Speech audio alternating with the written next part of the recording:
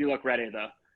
So, Elizabeth Gonzalez James writes, I don't know, but if I wake up and see Ted Danson looking at me from across a desk, I'm going to get up and run the other way.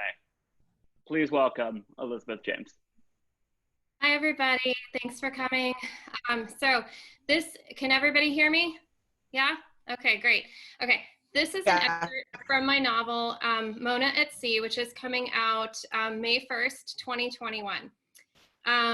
The year is 2009. My character, Mona, is 23. She's fresh out of college, and she's reluctantly accepted a job at a call center. Whoever decided to house the Sunshine phone bank at 53.5 East Diablo Road was a real bastard.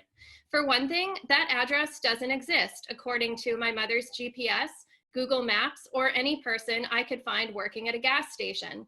And East Diablo Road isn't actually a road in the sense that it connects one place with another. It's a circle, and depending on which part of the circle you're driving through, you can be at 53 North Diablo Road, 53 South Diablo Road, 53 West Diablo Road, or 53 East Diablo Road. Congratulations, city planners of Tucson, you are worthless. But the fun doesn't end there. The building isn't visible from the street. It's not even on the street. It's behind an RV showroom and a self-storage facility, and you have to drive into their shared driveway, pull around the rows of Thor and Winnebago trailers, now with a free tow hitch, and into what looks like a blind alley before you notice a sign no larger than a sheet of paper reading Sunshine Phone Bank. I was an hour late on my first day because of that nonsense. Harry Potter had an easier time figuring out how to walk through a wall at King's Cross. The name Sunshine must have been chosen for its irony, since the building is windowless, everything inside it is gray, and the only sun you'll ever see is when the janitor wheels the trash through the back door every afternoon and a brief burst of light hits the copy machine. It's cold, too. I've spent my entire life inside air-conditioned buildings, but there's something wrong with the thermostat when your hand goes numb from using your computer mouse too long. And the break room is worse than I thought. There are 2 flickering bulbs, and I spend my lunch hour waiting to see if they'll synchronize. The best thing I can say about my job is that I don't find it morally objectionable. Sunshine is paid to solicit donations on behalf of thousands of charities too small and understaffed to make calls for themselves.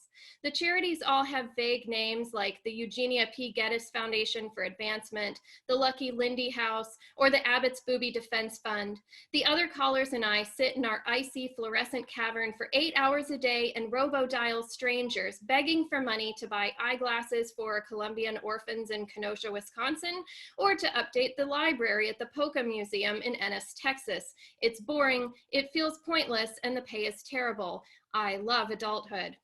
And it turns out my mom's friend Belinda isn't really an active owner. I kind of figured she'd hook me up, that I'd come in as a management trainee, cut some costs, innovate, throw around business school buzzwords like vertical alignment and paradigm shift, and in a year or so, they'd hand over everything to me. But I soon learned not only does Melinda have a minority ownership, she's in the process of selling her stake.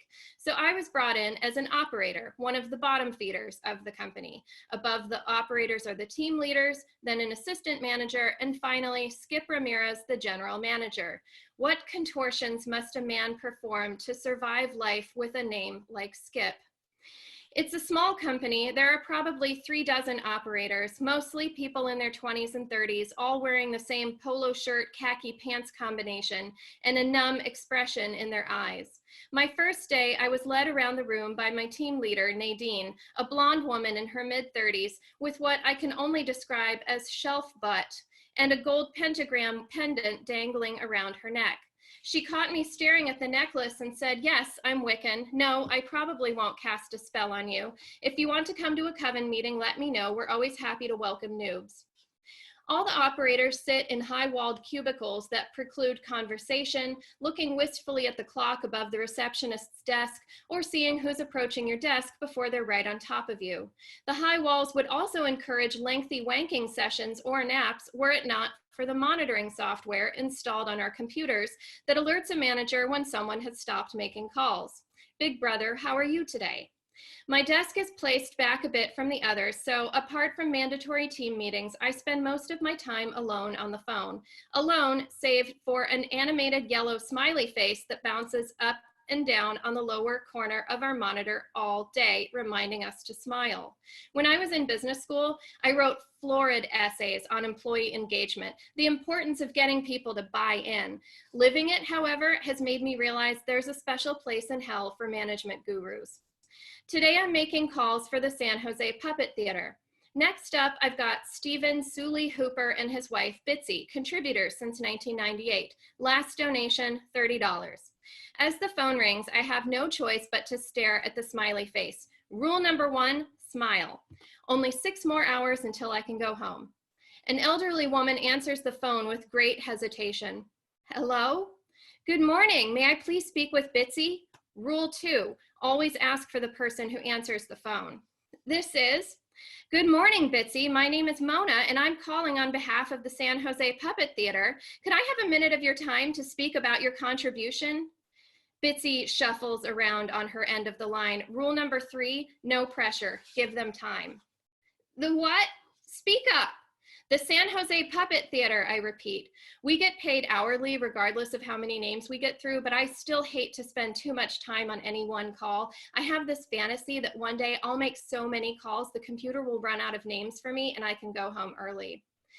I'm 93 years old, she says. I wait, clenching my teeth to prevent me from answering, your point? They're seeking contributions for their new performance space, Bitsy. This year's shows include Rock and Roll Mother Goose, Shakespeare and the Samurais, Zombie Pillow Fight, and their annual Peter and the Wolf production featuring musical accompaniment by Huey Lewis and the News. Rule number 4, stick to the script, however hysterically insane it may sound. I don't vote anymore. I'm sorry. I can't answer any of your questions, she says. That's okay, Bitsy. Might there be a better time to reach you? You too, dear. Goodbye. The animated smiley face does a backflip and looks at me with indefatigable joy and something that in his pixelated countenance I take to be scorn. Up yours, smiley face.